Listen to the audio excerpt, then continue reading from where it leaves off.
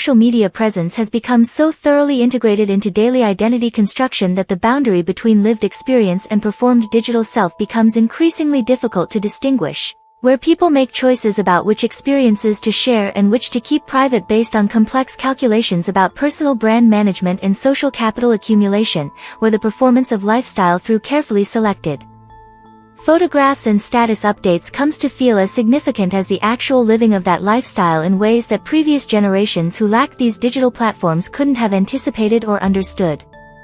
Metropolis, not formal name of any specific city but rather colloquial term that residents and journalists use to refer to the particular urban center where this story unfolds, name that referenced the city's character as hub for technology companies and digital media industries, was exactly such an environment. Was place where approximately 65% of the metropolitan area's 2.3 million residents maintained active presence on multiple social media platforms and where that presence was understood not just as leisure activity but as essential component of professional networking and social positioning.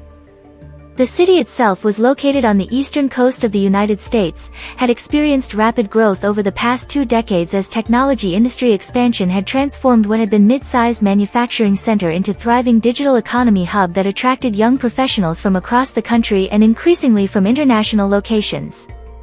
The urban landscape reflected this transformation, converted industrial lofts that now house tech startups and creative agencies, renovated warehouse districts that had become trendy residential neighborhoods with boutique shops and artisanal coffee roasters, gleaming new office towers that housed the regional headquarters of major technology corporations and countless smaller companies that orbited around those anchoring presences.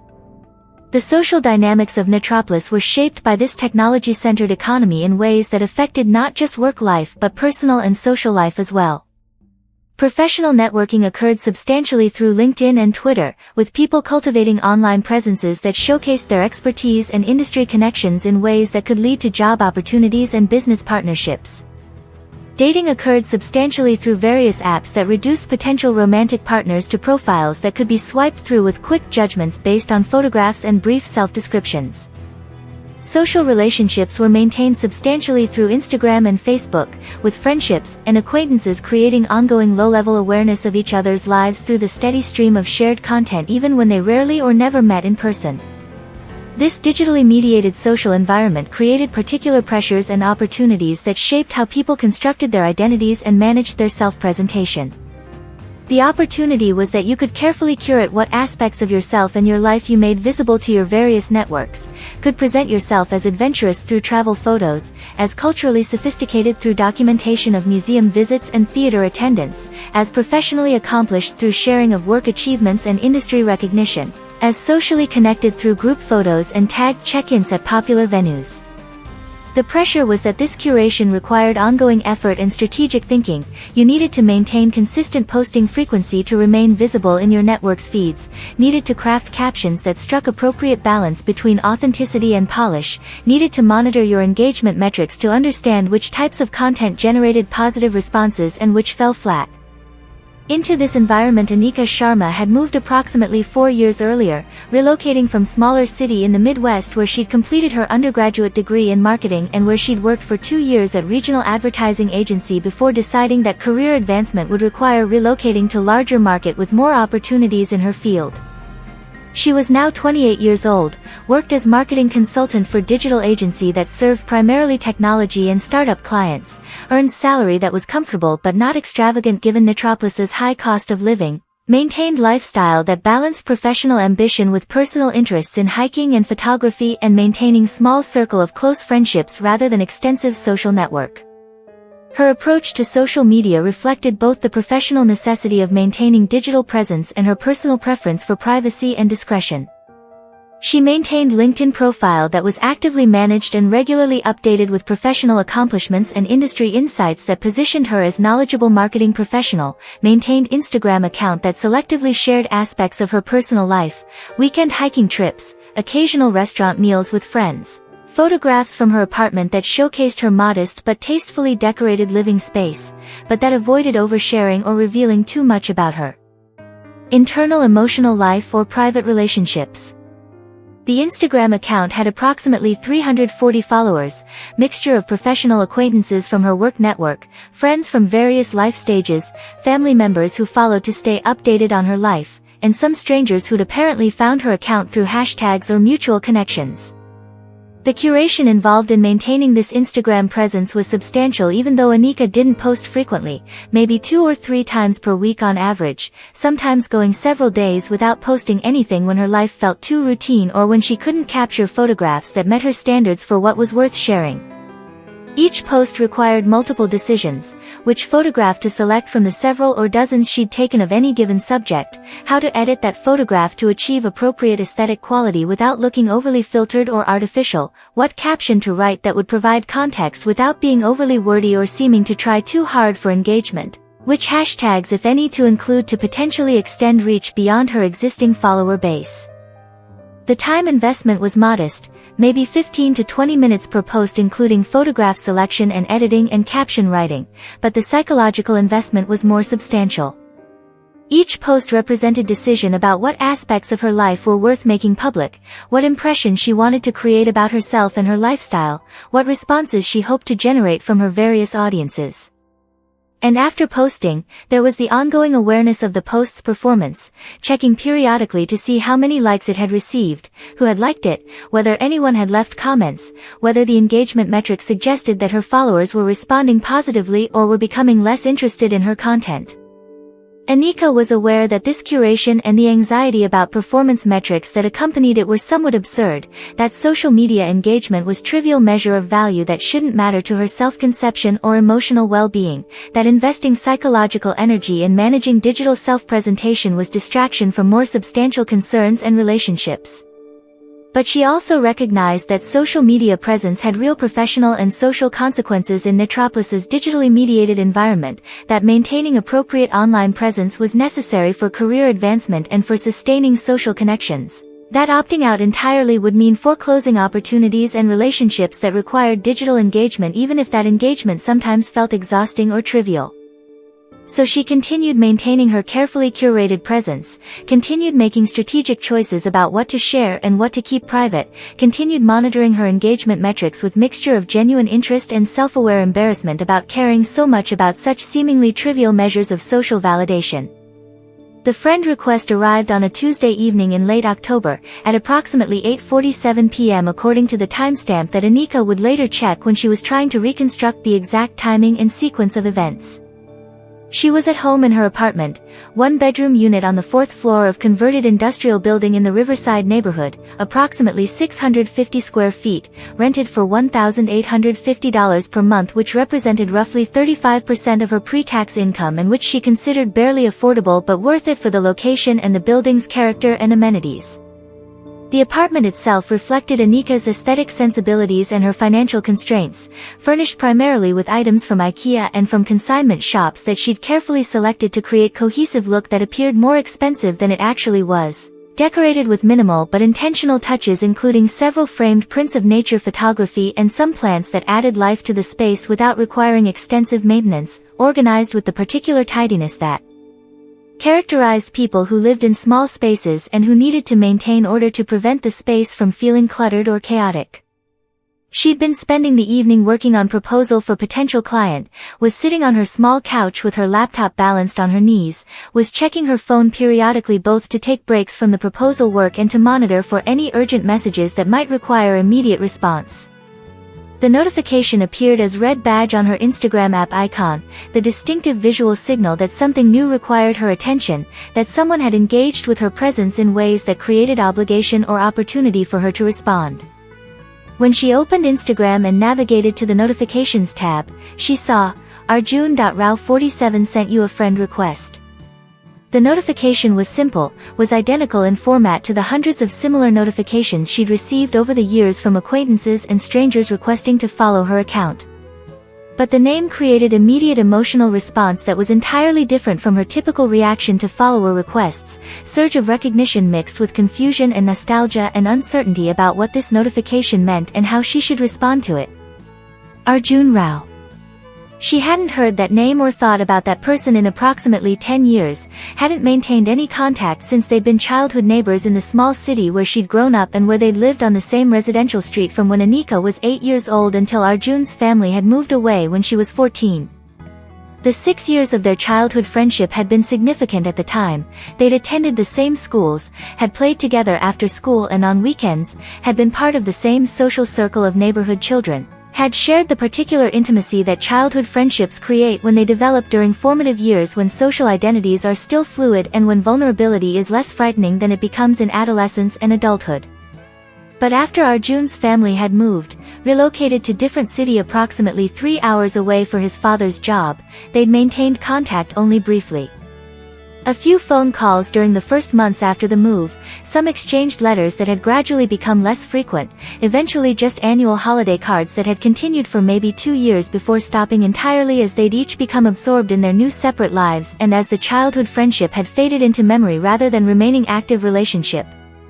Anika had occasionally wondered over the subsequent years what had become of Arjun, whether he'd pursued the engineering interests he'd been passionate about as a child, whether he'd gone to university and where, whether he'd stayed in the city his family had moved to or had relocated elsewhere as so many people did during their 20s. But she'd never actively tried to find out those answers, had never searched for him on social media or through Google, had never reached out to mutual acquaintances who might have maintained better contact, had essentially allowed the friendship to remain in the past as childhood relationship that had been meaningful at the time but that didn't need to be maintained or revived now that they were adults living separate lives. The past was past. Childhood friendships served their purposes during childhood but didn't necessarily need to continue indefinitely. Moving forward rather than dwelling on previous connections seemed like a healthy approach to adult life that acknowledged natural patterns of growth and change. So receiving this friend request now, more than 10 years after their last contact, arriving without any preceding communication or warning, created complicated emotional response that Anika struggled to process. Part of her immediate reaction was nostalgic pleasure, remembering the childhood friendship and feeling warmth toward those memories, feeling curious about what Arjun's life had been like during the intervening years and what had prompted him to seek connection now. But another part of her reaction was hesitation and anxiety, recognizing that accepting the friend request would mean granting access to her carefully curated Instagram presence, would mean revealing aspects of her current adult life to someone who only knew her as child, would mean potentially inviting some kind of ongoing interaction or obligation that she wasn't sure she wanted to take on. She clicked on the profile to see what she could learn before deciding whether to accept the request. The profile was public, allowed her to see Arjun's posted content without needing to accept his follow request. His account had modest number of posts, maybe 40 or 50 total based on the grid view, and appeared to be maintained casually rather than with the careful curation that characterized some people's Instagram presences. The photographs were a mixture of personal snapshots and scenic views, some showing Arjun himself though not predominantly selfie-focused, some showing what appeared to be hiking or outdoor activities, some showing architectural details or urban scenes that suggested aesthetic interest in visual composition. The bio was minimal, software engineer. Occasionally outdoors. Based in, city name. The city listed was Metropolis, suggesting that Arjun was now living in the same city as Anika, which added layer of complexity to the friend request since proximity might imply possibility of actual in-person meeting rather than just digital connection. The recent posts included photograph from hiking trail that Anika actually recognized, local trail she'd hiked herself several times, located maybe 20 miles outside the city in regional park that was popular destination for weekend outdoor activities. So, Arjun was living in Metropolis, was apparently interested in hiking and outdoor activities similar to Anika's own interests, was maintaining social media presence that suggested at least casual engagement with digital platforms, and for reasons that remained unclear had decided to send friend request to childhood friend he hadn't contacted in more than a decade. The information didn't clarify whether she should accept the request, didn't tell her what Arjun's motivations were, didn't indicate whether he was seeking genuine reconnection or was just casually adding people from his past without particular intention of meaningful interaction, didn't help her determine whether accepting would lead to outcomes she'd be comfortable with. She closed Instagram without taking any action on the request, returned to her laptop and to the proposal she'd been working on, tried to refocus on the task at hand. But concentration proved difficult. Her mind kept returning to the friend request and to the memories it had triggered and to the question of how to respond. The indecision was frustrating, was consuming psychological energy that she needed for her work, was making what should have been simple yes or no decision feel freighted with significance that seemed disproportionate to what was actually just routine social media interaction. Over the following 3 days, Wednesday, Thursday, and Friday, Anika continued to deliberate about how to respond to the friend request without taking any action. The request remained visible in her notifications, created ongoing reminder each time she opened Instagram, generated continued psychological tension as she cycled through various rationales for accepting or declining without reaching clear resolution. The arguments for accepting were straightforward. It was just social media connection, didn't require any particular ongoing interaction or obligation beyond granting access to her posted content. Declining would be actively rejecting someone from her past, would be potentially hurtful in ways that seemed unnecessary when she had no particular reason to avoid connection beyond general privacy preferences. Accepting might satisfy her curiosity about what Arjun's life had been like, might create opportunity for pleasant catch-up conversation that would provide closure on childhood friendship that had ended abruptly rather than gradually. And on practical level, they were apparently both living in Metropolis and both interested in hiking. Maybe there was genuine basis for renewed friendship or at least friendly acquaintance that could emerge from the digital connection. The arguments for declining were more nebulous but felt more emotionally compelling. Accepting would mean revealing aspects of her current life to someone who only knew her childhood self, would mean granting access to information about her apartment and her friends and her weekend activities and her aesthetic preferences and all the other details that her Instagram presence revealed even when she was trying to maintain discretion. The connection felt intrusive even though she recognized that judgment was somewhat irrational. She willingly shared her Instagram content with 340 current followers, including many people she knew less well than she'd known childhood Arjun, so why should adding him feel like greater violation of privacy? But it did feel different, perhaps because those 340 followers knew her current adult self and were making judgments based on that self rather than comparing current Anika to childhood Anika in ways that might highlight all the changes and continuities that she wasn't sure she wanted to expose to external observation. There was also anxiety about what accepting might lead to, whether Arjun would send direct message attempting to initiate conversation that she'd feel obligated to engage with. Whether he might comment on her posts in ways that would be visible to her other followers and that might reveal the childhood connection she'd never mentioned to most of her current social circle, whether accepting this one friend request might lead to other requests from childhood acquaintances who were connected to Arjun and who might learn through him that Anika was active on Instagram under her current account name. By Friday evening, Anika had become frustrated with her own indecision. The amount of psychological energy she'd invested in deliberating about what was objectively trivial decision felt absurd and embarrassing, was revealing something about herself that she didn't particularly like, that she was perhaps overly concerned with managing her self-presentation and with maintaining control over who had access to information about her life, that she had difficulty making decisions that involved even modest social risk or vulnerability, that she was investing significance in social media interactions in ways that suggested she took them too seriously rather than treating them as casual and largely meaningless aspects of contemporary life that should be approached with lightness and flexibility rather than with anxious deliberation. So Friday evening at approximately 10:30 p.m., sitting on her couch with glass of wine and with Netflix playing content she wasn't really paying attention to, she opened Instagram and tapped accept on Arjun's friend request before she could reconsider or generate new reasons to delay. The action took approximately 2 seconds, was accompanied by brief animation as the app processed her response, resulted in notification that Arjun was now following her account and that she was now following his account in return, since Instagram's interface at that time operated on mutual follow model for private accounts rather than allowing one-way following relationships. And then, nothing happened. No immediate direct message from Arjun thanking her for accepting or attempting to initiate conversation. No comment appearing on any of her recent posts. No visible change in her Instagram experience beyond the addition of one more follower to her total count and one more account appearing in her own following list. Just the quiet acknowledgement that the digital connection had been established, that whatever barrier had existed between her current social media presence and Arjun's access to that presence had been removed, that they were now connected through this particular platform in ways that created mutual visibility without requiring any particular interaction. The anticlimax was somehow both disappointing and relieving. Disappointing because all the deliberation and anxiety had built up expectation that accepting would lead to something, some interaction or exchange that would justify the psychological investment she'd made in the decision. Relieving because no interaction meant no immediate need to figure out how to respond to Arjun or what tone to strike or whether to reference their shared past or just engage with him as current acquaintance without acknowledging the historical connection. She finished her wine, turned off Netflix, went to bed. As she was falling asleep, she thought briefly about the friend request and her eventual acceptance and the non-event that had followed, felt mixture of amusement at her own anxious overinvestment in such trivial decision and continued uncertainty about whether accepting had been correct choice and whether anything meaningful would eventually emerge from this resumed digital connection with someone who'd been important to her childhood self but who was essentially stranger to her current adult self.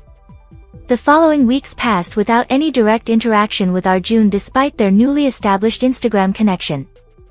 Anika continued her normal posting patterns, sharing photographs from weekend hiking trip, posting image of particularly photogenic dinner at restaurant where she'd met friends for celebration of colleagues' promotion, sharing series of autumn foliage photographs from walk through neighborhood park.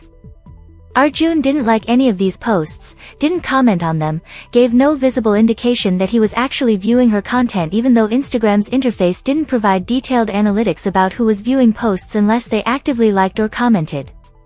Similarly, Arjun continued his own occasional posting, photograph from different hiking trail, image of coffee cup with caption about needing caffeine to survive work deadline, scenic photograph from waterfront area of Metropolis that Anika recognized.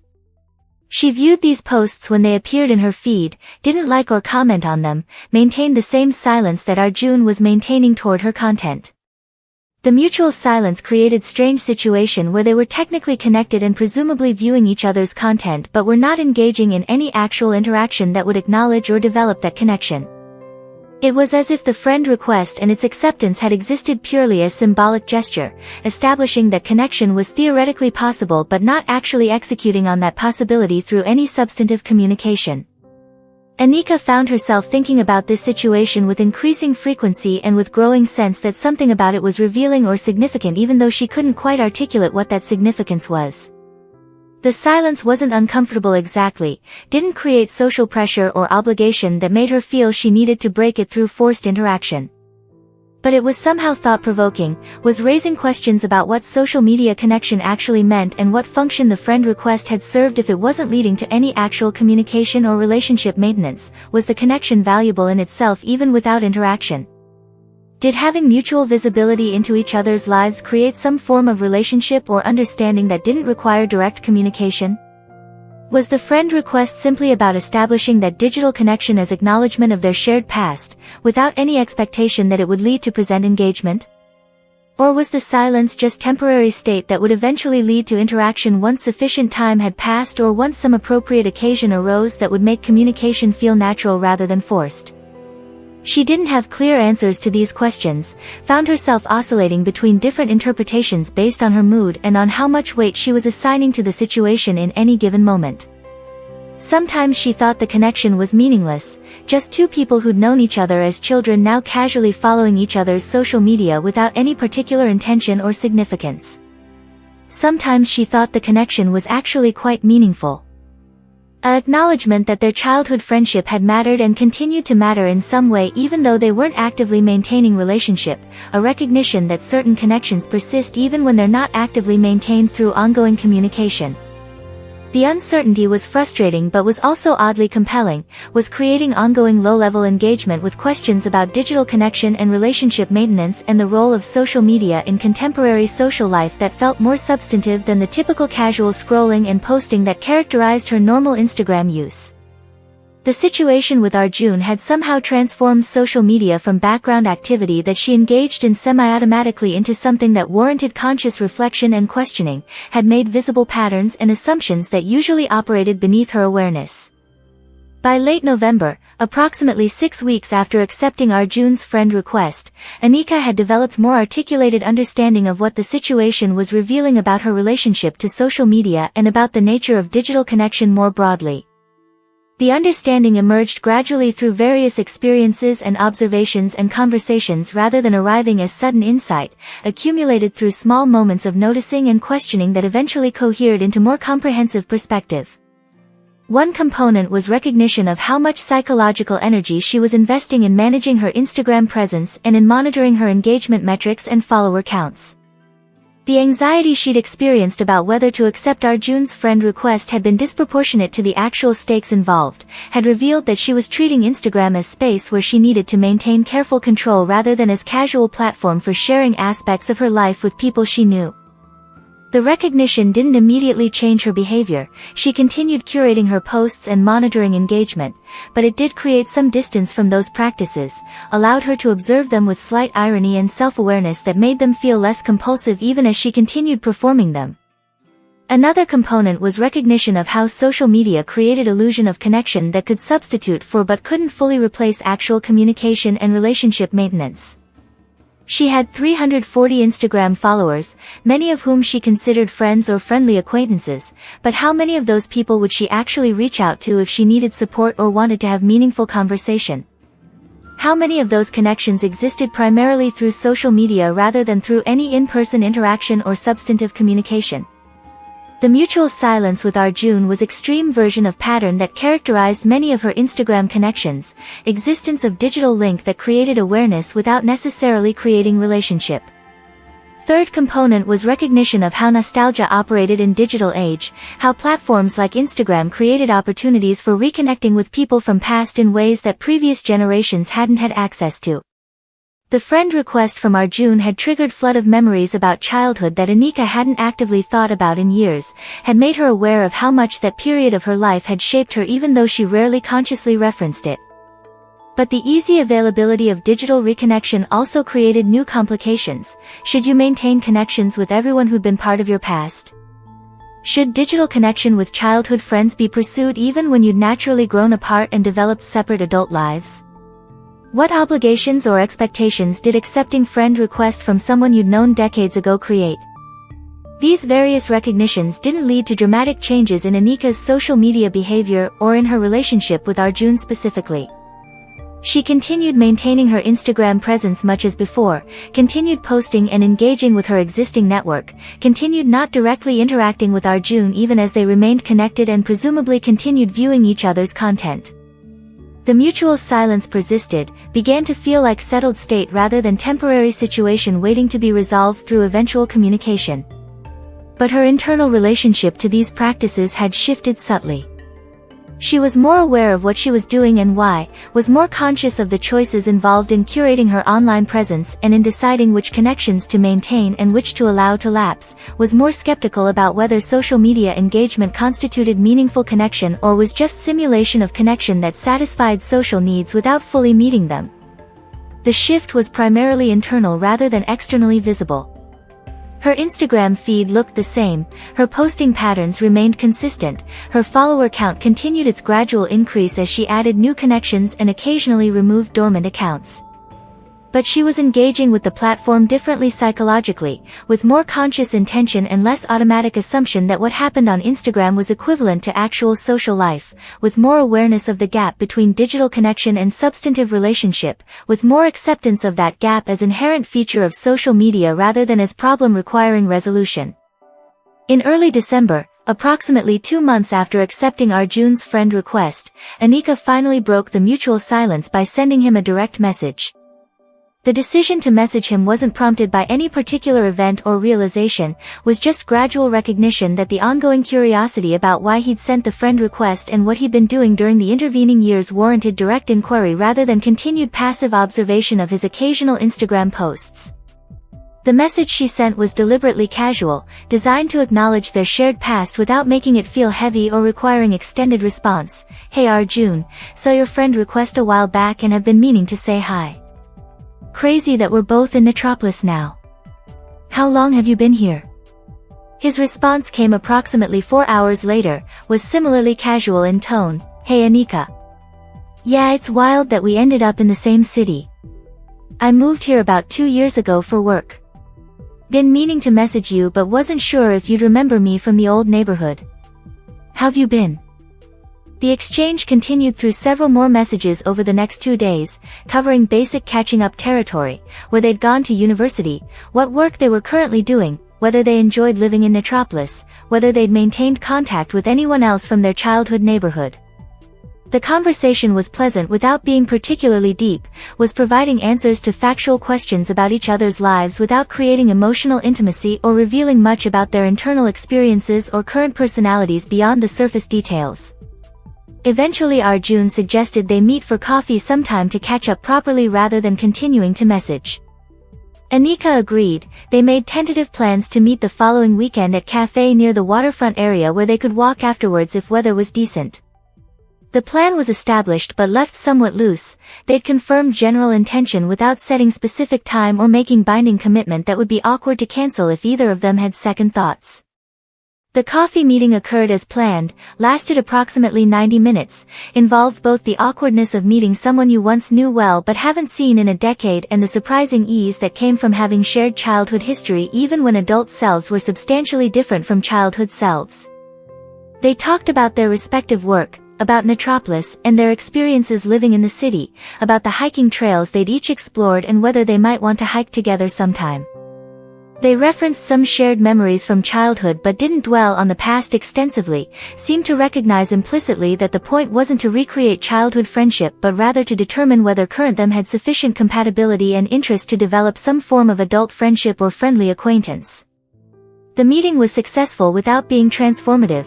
They'd enjoyed each other's company, had discovered some shared interests and compatible communication styles, had established that occasional future meetings or hiking trips might be pleasant without either of them feeling urgency about developing close friendship or maintaining intensive contact. They parted with agreement to follow up about potential hiking trip in couple of weeks, with both understanding that the agreement might or might not actually result in concrete plans depending on schedules and inclination.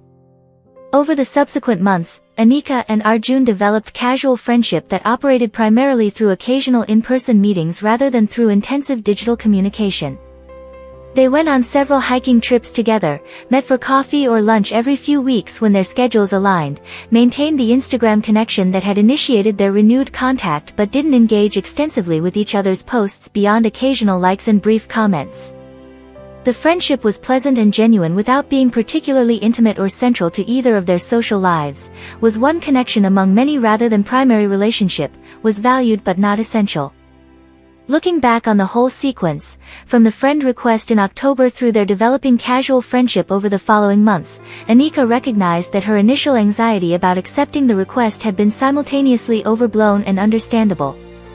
Had been overblown because the actual consequences of accepting had been modest and mostly positive, had led to pleasant reconnection without creating significant complications or revealing aspects of herself that felt uncomfortably exposing. But had been understandable because the request had raised legitimate questions about digital connection and relationship maintenance and self-presentation that didn't have clear answers, that warranted the kind of reflective consideration she'd engaged in even if that consideration had involved unnecessary anxiety and delay. The most significant outcome wasn't the renewed friendship with Arjun, though that was pleasant addition to her social life.